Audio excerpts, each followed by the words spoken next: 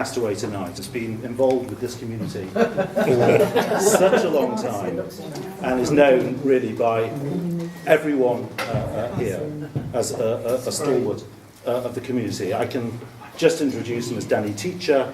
You all know him.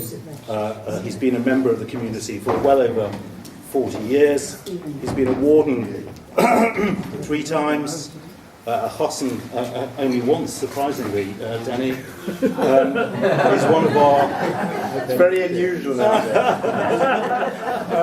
As someone once said of you, Danny, you again. But anyway, there we are. He has led a very, very full life. He's led a provincial life, as you know, a metropolitan life, a Jewish life, an Israeli life, a religious life, a life of great personal and professional success, and a life of adversity overcome, and of course we'll come to that shortly. So Danny, that's a bit of an introduction to you. So let's start really from the beginning, because we've a lot to get through. You were born 1940. What was happening when you were born, Danny? Well, I suppose it's ancient history for a lot of people here. I was actually born on the second day of the Battle of Britain, just as the Luftwaffe, or what was left of it, was flying away. I was actually born in Welwyn Garden City, Brocket Hall.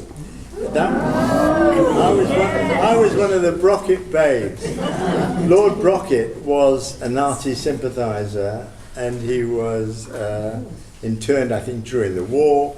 His property was sequestrated and handed over to the City of London Maternity Hospital, which you may remember used to be down in Hanley Road, Crouch End. In fact, my own children were born there, and I was born there during the war. My parents were both children of European immigrants, largely. My mother was brought up in Christian Street in the East End. My father was brought up in Peter Street in the West End. My grandmother, my maternal grandmother, who I knew, came over from Poland, I would imagine at the end of the last century. She came with a son. Nobody knew the story, except that Uncle Nat had a different name to everybody else in the family.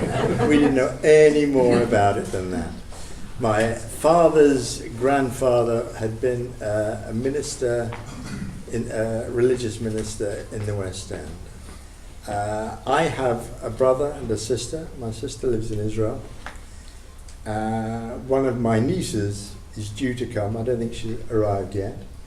My brother lives in the suburb with his 3 boys, and we're all fairly close. Lovely. Now, we all think of you as coming from Sunderland. I think of you. I've always thought of you until I... Why aye, man? Why aye?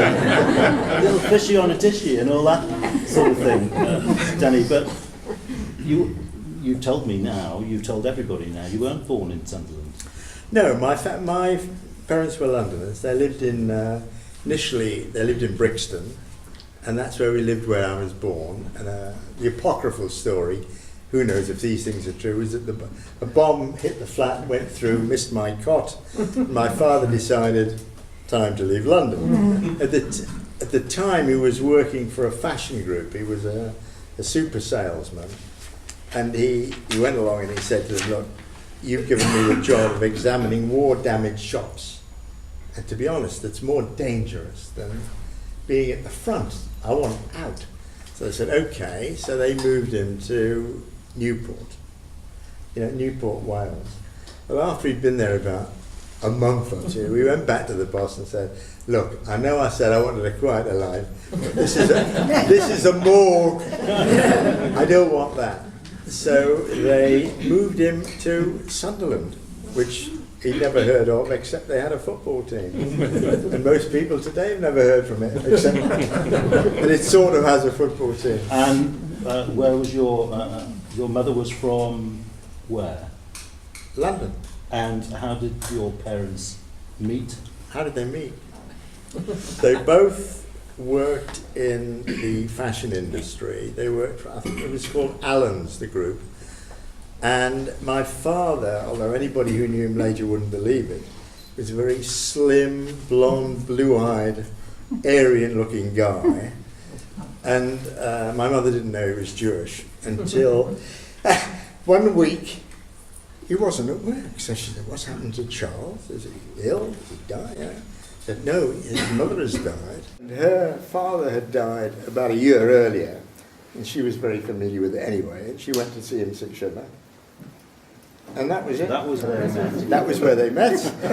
How romantic is that? Well, look, I have heard of older people, you know, who meet a partner for a second time. Where did you meet? At a shiva.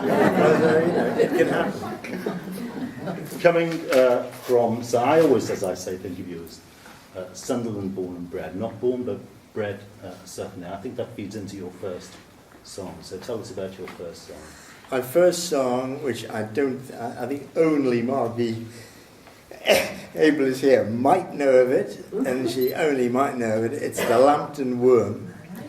It is it's a very local song, and it reminds me very much of Sunderland and the many memories that I have had of Sunderland. Lovely, let's hear it.